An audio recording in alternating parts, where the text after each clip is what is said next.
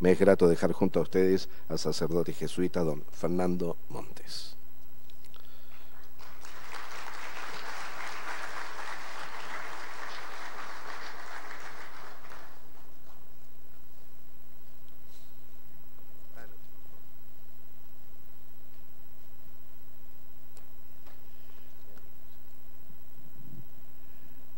Bueno, muy buenos días a todas y a todos, señor rector, y a todas las autoridades, sobre todo a la primera generación.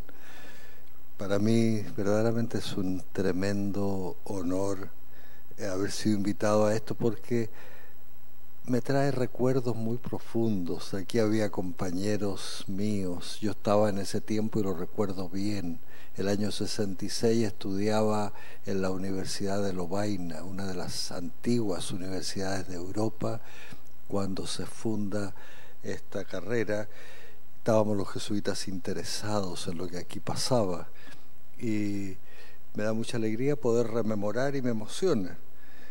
Y creo que es interesante y yo felicito a la dirección de la carrera que se celebre los 50 años haciendo una reflexión sobre la ética.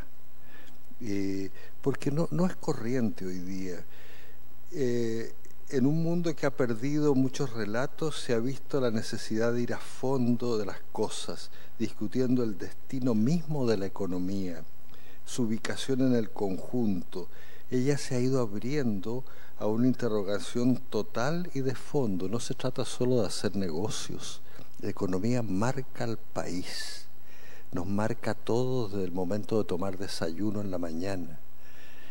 Nuestros conflictos están atravesados por la economía. Entonces es muy importante que se tenga una consideración ética. Y es bien interesante, a mí me ha invitado el Banco Interamericano de Desarrollo, que es una entidad de máxima importancia en América Latina, más de 5 veces a hablar sobre este tema, a Honduras, a Guatemala, a la Universidad de Buenos Aires, y recuerdo particularmente que me invitó nada menos que a la Junta al directorio, donde van todos los representantes de los países en Lima, porque se han ido dando cuenta más y más que la perspectiva ética es esencial para una sana economía. Y en este sentido, yo creo que yo hoy día quisiera hacer esta reflexión, pero también por eso mismo, no solo los negocios particulares, no solo que una persona diga la verdad y no robe, sino con mirada de país, porque aquí soy hijo de Alberto Hurtado. La universidad es el cerebro de un país y debe ser el centro, y se le dice a los estudiantes que deben ser como los grandes obreros intelectuales del futuro, pensar en grande, pensar lo que el país necesita. Y esto creo que es importante ver por eso mismo desde qué perspectiva vamos a hablar. Yo les pido por servicio a todos que cuando uno haga economía como cuando haga ciencia, no pierda jamás la perspectiva del bien común. Estamos, como voy a hablar después, estamos con el peligro enorme que cada uno defiende sus derechos. Adam Smith, mal entendido, hace que yo mis derechos, y la confianza en que una mano invisible verá por el todo. Eso es falso. Se requiere gente que tenga la visión de país, y para tenerla correctamente es fundamental tener sobre todo sensibilidad a aquellos que más sufren. El bien común se entiende sobre todo a partir de los más débiles. Yo siempre he contado lo que a mí me impresionó pensando qué es el bien común. Hablar de la ley de la selva. En la ley de la selva está la selva, los leones andan como reyes paseándose y los pobres monos van saltando de rama en rama esperando una distracción de los leones para bajar a tomar agua. Es pensando en ellos que se dice, hagamos una ley en que el león tenga que correrse y dejar al mono bajar a tomar agua a ciertas horas. Hay de un país que piensa el país a partir de los empresarios y de los ricos. hay que pensarlo, el bien común que es de todos, es también para los empresarios, pero con sensibilidad a los más débiles. Lo mismo muy importante en la economía, y porque esto es parte de la ética de lo que yo voy a hablar, se ha ido produciendo crecientemente una importancia en la sociedad moderna de lo económico y de los empresarios y economistas, y se ha ido relegando por distintas causas a los políticos a decisiones de segunda categoría. Tiene que haber una relación intrínseca entre economía y política, de modo que haya visión de bien común. Y esto es doblemente necesario cuando están en crisis los políticos y los empresarios, pero no pueden trabajar con lógicas antagónicas precisamente porque tenemos que pensar nuestro país. Entonces a mí me piden hablar de ética y economía, y voy a referirme después que ha habido algunos deslizamientos, pero primero, ¿qué se entiende por ética? Que ética es una manera de entender la palabra moral. Es bonita en griego, ethos significa sobre todo el hogar. Y finalmente la ética es generar un hogar donde nos sintamos en casa, un lugar humano. La ética es enormemente centrada sobre la humanidad. La ética se preocupa, ustedes saben que el ser, los griegos miraban al ser desde distintos ángulos: la verdad, la belleza y el bien. Una cosa puede ser, y una universidad, por eso hay que tener cuidado cuando uno define la universidad como dedicada a la verdad, es a entender el conjunto, que tiene que abarcar la belleza, el bien y la verdad. Y el bien es la dimensión moral. ¿Y qué es el ethos? Es un ideal. A mí me duele mucho como católico el peligro que hemos puesto los mismos católicos de hacer entender la moral como una serie de reglas y de pecados.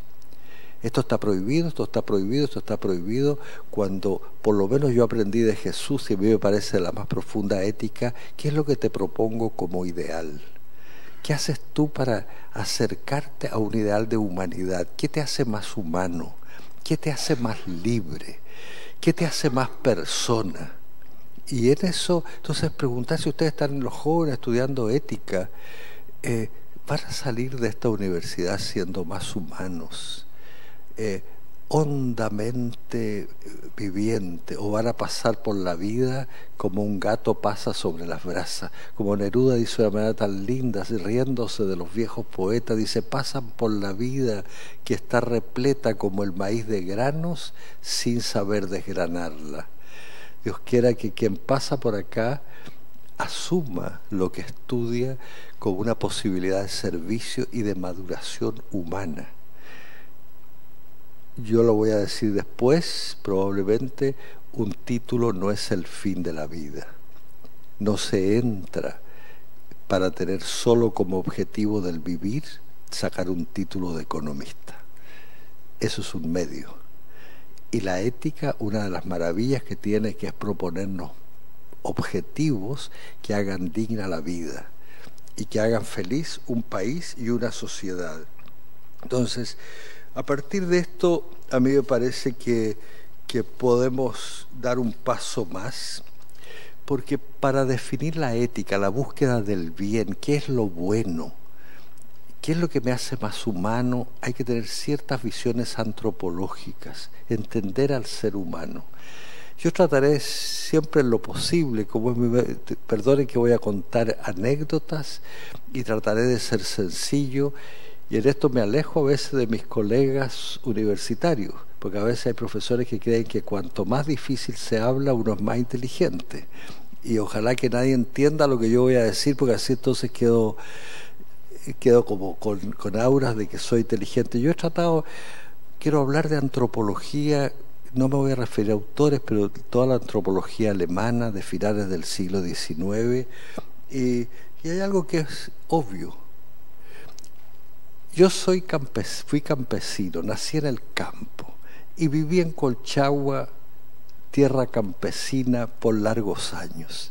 Ustedes no se imaginan las veces que vine a hacer corderos, cabritos, terneros, conejos, chiquillos chicos, lleno de inquietud, me asomaba a mirar estos partos milagrosos y gozaba. Y recuerdo como hoy el día que vine a hacer el primer potrillo, un potrillito blanco. Qué curioso, estudiando antropología y en la Universidad de Lovaina, nada me ayudó más que ese recuerdo. Y por eso lo repito. Lo vi salir de su madre y la mamá lo langueteó. Y él se paró con gran dificultad e inmediatamente se fue a succionar a la ubre de su madre y empezó a vivir. Reflexionando después yo pensé, ese animal nació completo. Su naturaleza le regaló los medios para poder vivir como caballo. Es decir, le dio instintos tan desarrollados que tuvo el privilegio de no tener que ir al colegio, no tuvo que ir a la universidad, tuvo el privilegio de no tener la angustia de tener que dar una PSU y pudo ser caballo, vivir, desarrollarse y morir y reproducirse porque la naturaleza le enseñó el camino, vino lleno. El más perfecto, por esto es antropológico, el más perfecto de los seres humanos nace vacío. Tiene naturaleza como el animalito, pero tiene una cosa extra, tiene una campana, que cuando uno lee a Aristóteles, a Santo Tomás, es lo que se llama la ley natural. La ley natural consiste en un principio, no en muchos, no es un código penal. La ley natural es algo que todos compartimos, porque eso sí, curiosamente el ser humano, a diferencia del animal, lo trae en el corazón. Hombre, mujer, tú tienes que hacer el bien. Tenemos todos la conciencia que si yo hago el mal, me suena la campana y yo mismo me digo, te equivocaste. Trataré de engañarme, hacerme el leso, lo que quiera, pero la conciencia en mi interior me dice, eso no está bien. Y el problema es definir. Bueno, ¿qué es lo que tengo que hacer? Discernir, eso es la ética. Guiado por este sueño, porque estoy vacío, tengo que ir preguntándome cada día qué es lo que me hace más feliz. No lo tengo predeterminado. Y aquí juega algo muy importante que es la cultura. Porque si yo soy vacío, la sociedad me tuvo que hacer un regalo para complementarme. Se acercó mi abuela a mi cuna y me dijo 1000 veces agú, agú, agú, hasta que yo imbécil dije agú. Y después vino la mamá y dijo papá, mamá, y dije papá y mamá, y me fueron echando a la mochila, por ejemplo, el lenguaje. Nada más humano que el lenguaje. Eso solo los seres humanos tienen un lenguaje con este nivel de desarrollo. Pero hay muchos lenguajes distintos. Nacimos en Chile y compartimos un lenguaje porque nos echaron el mismo castellano en nuestra mochila, con matices, pero el mismo castellano. Si hubiéramos nacido en China, nuestra comunicación sería diferente. Yo estaría diciendo unos signos rarísimos e incomprensibles, y ustedes me comprenderían. Así me echaron en la mochila valores, me echaron criterios estéticos. Por ejemplo, yo a mi edad, yo toco guitarra. Me encanta la guitarra y me encantan los tangos de Gardel me los sé todos. Nos juntamos los hermanos y cantamos canciones mexicanas y se nos caen las lágrimas de emoción por la belleza. Nuestros sobrinos nos miran con una pena, como diciendo, ¿cómo les puede gustar esto? Y yo los miro a ellos con pena, ¿cómo les puede gustar esos tarros que tocan? Y curioso, porque son elementos culturales que nos van echando. Y lo que es más delicado cuando hay un cambio de época como el que tenemos hoy día, como el proceso educativo es llenar ese vacío con la cultura, que es un regalo que hace la sociedad, cuando hay cambios de época no sabemos qué echar. Lo dice Germán Hesse, sobre todo en El Lobo Estepario, ese hombre que fue genial a mediados del siglo, sus grandes novelas como Bajo la Rueda en Pedagogía, el Siddhartha, el Demián, etcétera, o los Juegos de Avalorio. Ese hombre comprende que un cambio de época es dramático porque todo lo que estaba claro, todo tiembla. Como dice Marcela Serrano en una de sus novelas, no sabíamos todas las respuestas de memoria. ¿Para qué le digo a los católicos? Lo sabíamos todo y nos cambiaron las preguntas. Entonces, ¿cómo hablamos? ¿Qué cultura les hemos entregado a los muchachos? Que ellos tienen otro abecedario entre los cambios. El último de los alumnos de mi universidad sabe más computación que lo que yo sé. Vivo en la computación, se llega a parar el computador, ahí quedo llorando, digno de sentarme a llorar en la vereda.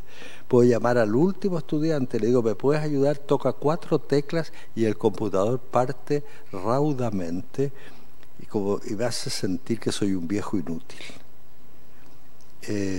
Interesante porque no solo ha cambiado el lenguaje, ha cambiado el silabario. Yo tuve con mi padre el mismo silabario, estudiamos en el mismo silabario llamado silabario mate, ojo. Y nos sabíamos, todo Chile, nos habían echado lo mismo a la mochila. Todo Chile, yo se lo pregunto a los jóvenes, probablemente ninguno lo conoce, los mayores aquí van a saberlo. Qué linda es la rama, las frutas se ve, si lanzo una piedra tendrá que caer. Todos lo sabíamos, los jóvenes hoy día nos miran rarísimo, porque no sé si ha cambiado el útero femenino, pero ya los niños, por ejemplo, nacen con los musculitos de estos dedos desarrollados. Es la evolución, pero nos ha tocado a nosotros un momento de cambio brutal donde la cultura, aquello que nos permite comunicarnos, aquello que nos permite vivir, planificar la vida, organizar el tiempo, es muy impactante. El ser humano es el único ser viviente que proyecta su tiempo. El animal vive ahora y tiene memoria. Un perrito, si yo le pego una patada, a la vez siguiente me va a morder o va a arrancar, pero no puede proyectar el futuro.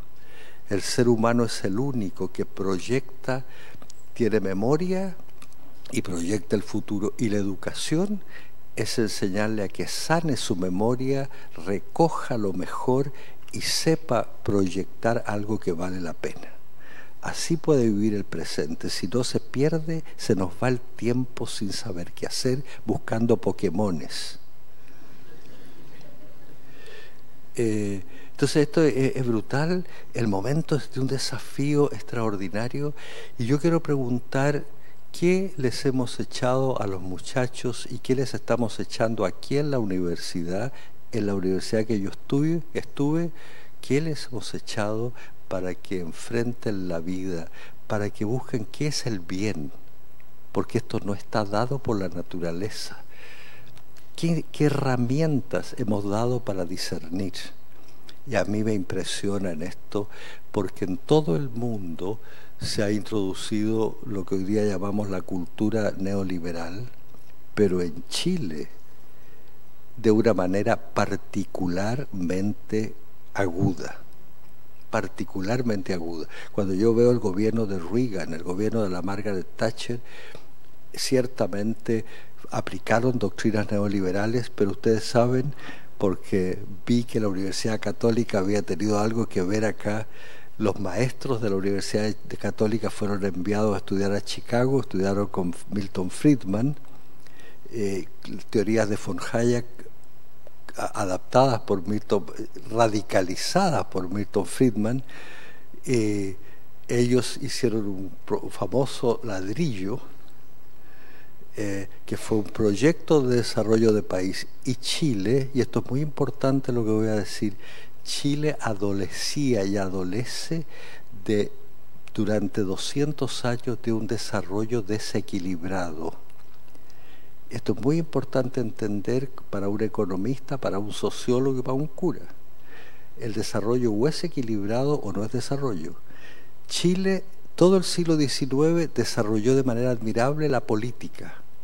Ningún país de América Latina y solo Inglaterra en Europa tuvo la estabilidad de traspaso de gobiernos igual que Chile. 10 años después de la independencia teníamos constitución, teníamos partidos políticos, instituciones funcionando, pero con un total descuido de lo económico y sobre todo un descuido del desarrollo social.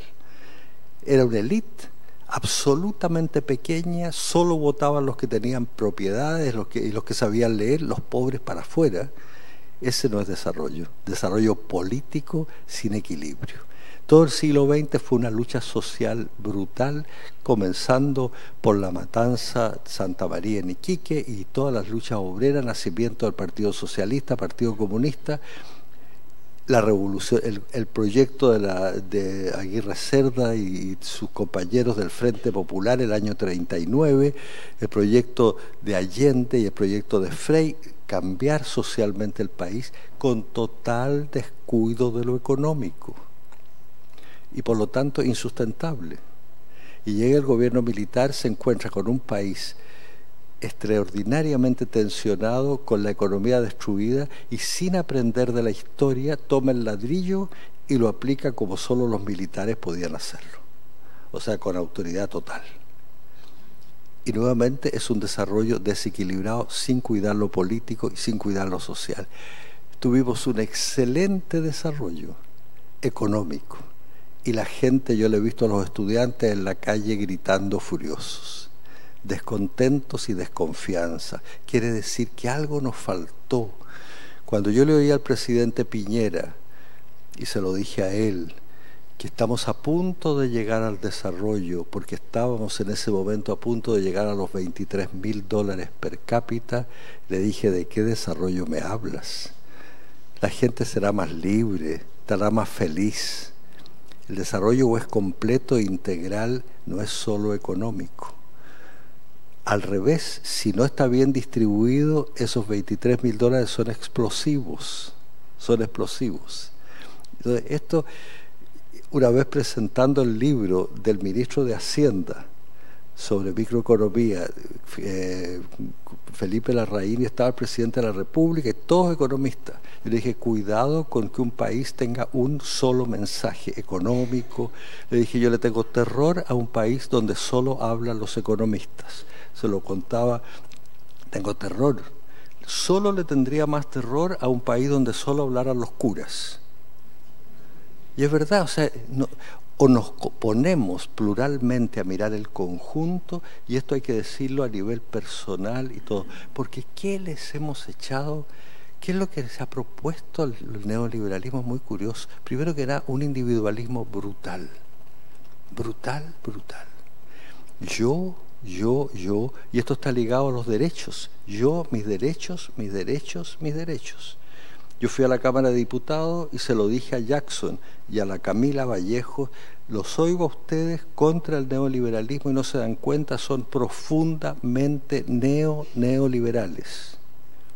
No he escuchado ni una palabra en ustedes que me diga cómo forma un muchacho responsable de su país, responsable de los pobres, responsable de los que sufren. No, mis derechos. Lo peor de lo que ustedes condenan, lo repetimos en la reforma educacional. La fundamentación de la gratuidad de la reforma educacional. La fundamento me parece mucho más interesante a partir de los deberes. Si un muchacho yo lo necesito para que sea un buen doctor en Chile, porque los pobres lo necesitan, el país debe pagarle sus estudios, debe mandarlo a Europa si es necesario, porque hay para suscitar en él su responsabilidad. Entonces es interesante, cuidado con esto, porque esta visión yo, es una visión cultural que nos metieron y la tenemos todos en la mochila. Segunda cosa, lo central, y esto es muy importante para los economistas, lo importante en la vida es el dinero. ¿Cómo me duele a mí, hablándole a muchachos de secundarios, que sueñan su futuro muchachos que son artistas, sus padres, no puedes estudiar lo que tú quieres porque no vas a ganar plata. En mi universidad, que tenemos como consigna, entramos para aprender, salimos para servir, el 90 y tantos % de los chiquillos, esos que están en carreras más bien humanistas, entran para aprender y salen para ganar plata.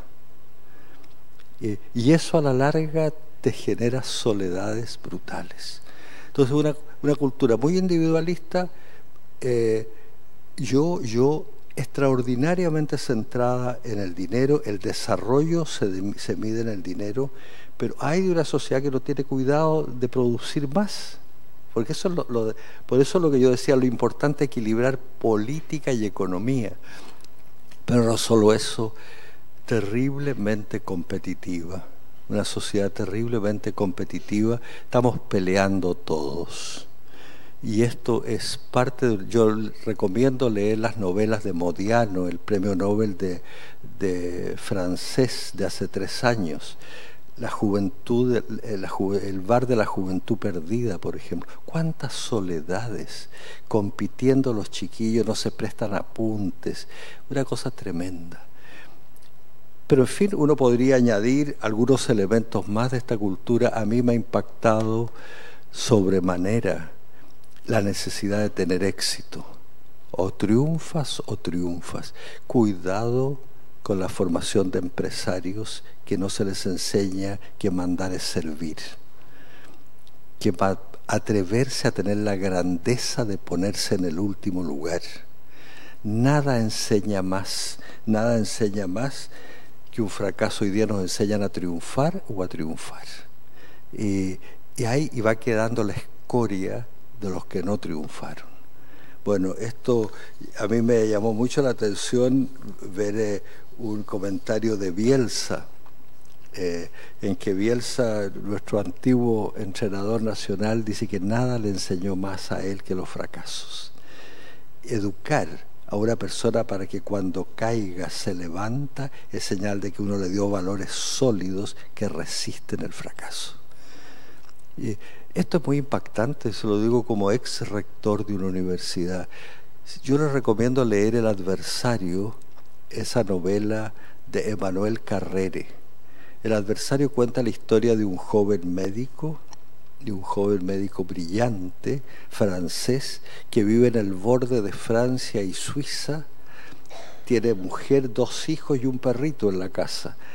Y él, como médico, trabaja en la Organización Mundial de la Salud en Ginebra y pasa todos los días de Francia a Ginebra, muy cerca, Ginebra, en Suiza de Francia. Y un día, el año 1993, Carrere escribe novelas reales. La casa de este hombre se incendia en Francia, muere su mujer, mueren sus 2 hijos, y a este hombre que se llama Jean-Claude Romain, que hoy día está preso, Jean-Claude Romain, lo salvan de las llamas, y le van a avisar a sus padres, y los padres estaban muertos. Y bueno, cuando él logra hablar, se supo la verdad. Sus padres lo presionaron para que fuera médico y tuviera éxito.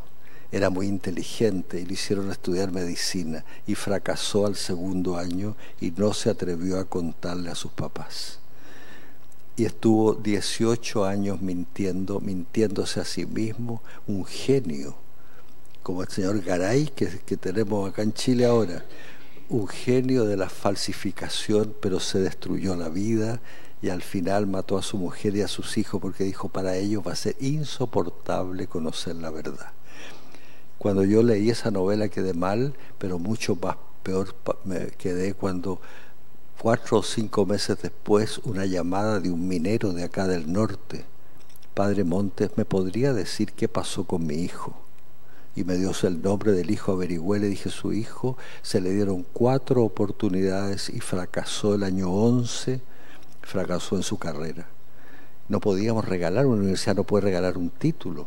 Le ofrecimos otras posibilidades, él se retiró y no le contó nada a sus padres. Mes a mes le fue contando lo bien que estaba, le mandaban la pensión para pagar la universidad, no estaba becado, los papás hacían sacrificio y para pagar su pensión. Y el año 14 En noviembre los llamó, porque las fechas se cumplen. Los llamó y le dijo: papá, me gradúo el 18 de diciembre. Llegaron los padres, primer hijo profesional de la familia, y el día 16 de diciembre se suicidó ante ellos. ¿Qué le echamos a ese muchacho a la mochila? Y yo lo conversé con rectores, me dijeron: en todas las universidades hay situación de muchachos que fracasan y no se atreven a encarar la verdad. Y no solo eso, el rector de la Chile, de la Portal, me dijo: padre, el hijo del ministro el Máximo Pacheco, hijo del ministro de Energía, le pasó lo mismo. Eso, ¿qué cultura le echamos a los chiquillos? Los hace más humanos, más felices, más sencillos, serviciales, o es tú ten éxito y ten éxito? Y esto me parece extremadamente importante. Y eso está ligado a muchas otras cosas. Por ejemplo, cuidado, pero esto lo digo especialmente por los economistas. Hoy día confundimos el valor con el precio. Yo voy a Falabella y pregunto: ¿me puede decir cuánto vale esta camisa?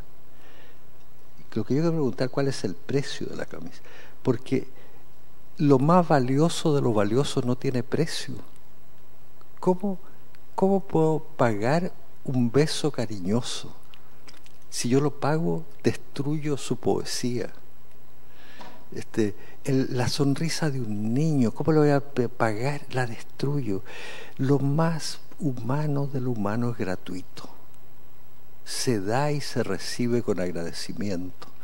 O sea, enseñar a la gente a agradecer lo que tiene. Vivimos una sociedad que es consciente del vaso vacío, porque quiere todo inmediato, y nadie agradece lo que tiene. Nadie agradece lo que tiene y goza lo que tiene. A mí me hizo tanto bien leer a Chesterton o mirar el cuadro de Van Gogh de sus zapatos. Yo tomé conciencia de puros adaptados que tengo a mi pie, mis zapatos que están tan agradables, ni siquiera agradezco que los tengo. Si estuviera pata pelada me daría cuenta, pero ahora no gozo lo que tengo. ¿Cómo me gustaría economistas que nos enseñan a vivir y a gozar? Que nos enseñen que el bien no es solo tener más, sino más humanidad, mejor capacidad de convivir, etcétera. Bueno, yo no quiero alargarme porque me han pedido que será unos 3/4 de hora que yo hable. Quiero resumir y quiero terminar con dos cosas. El ser humano es un ser social porque la sociedad le regaló una cultura que le enseña a vivir con otros. Nos necesitamos. Yo estoy hablándole a ustedes y ustedes me oyen y me ven porque hay personas a centenares de kilómetros produciendo la electricidad que produce este milagro. Nos necesitamos unos a otros. Hemos recibido la cultura de la sociedad. Cuidado con una carrera que me encierre para ser yo el magnífico. Yo estoy al servicio de mi sociedad. Y a mí me preocupa lo que le echamos a los muchachos. Yo lo he venido, después de sentarme como cura en el confesionario y ver tantos dolores, enseñar una sexualidad sin ética. El famoso librito de las 100 preguntas, son estupendas las 100 preguntas de ética, de sexualidad. Hay que enseñar a los muchachos, pero decirles: ¿sabe qué más? Cuidado, no basta la sexualidad, no sabes qué es un pene o un clítoris, eso no es. ¿Cómo ejerces humanamente esa sexualidad para que tu matrimonio no se destruya en 3 años? ¿Cómo te enseño eso? Porque si no te mato por adelantado. Yo, leyendo la cultura y leyendo, a mí me encanta leer literatura, y como sociólogo, viendo los problemas, ustedes no saben el bien que a mí me hizo un día que, siendo joven, hice un estudio sociológico en el Perú. Y fui a Machu Picchu porque tuve unos días libres, subí solo a Machu Picchu. A la hora que se iban los turistas, las suecas y los gringos, yo subí solo con mi saco de dormir, mi mochila, y llevaba las cosas, y era cura jovencito, las cosas para celebrar la misa y el canto general de Neruda. Y yo recuerdo que pedí permiso y me lo dieron, parece que no lo suelen dar, para dormir dentro de las ruinas. Dormí tirado entre las piedras. Y fue una noche inolvidable, mirando las estrellas. Y a la mañana siguiente, a primera hora, me fui a lo más alto de Machu Picchu, celebré la misa y después bajé tocando las ruinas, las piedras, y me senté en una pirca a leer el canto general.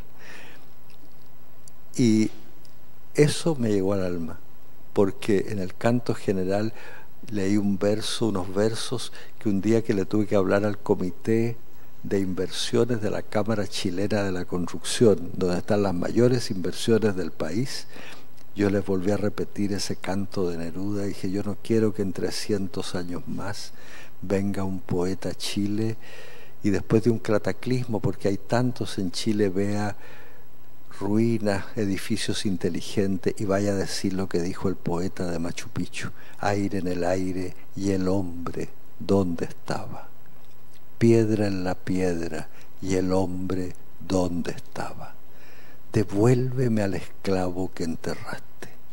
Pusiste piedra en la piedra y en la base harapos, carbón sobre el carbón y en el fondo lágrimas.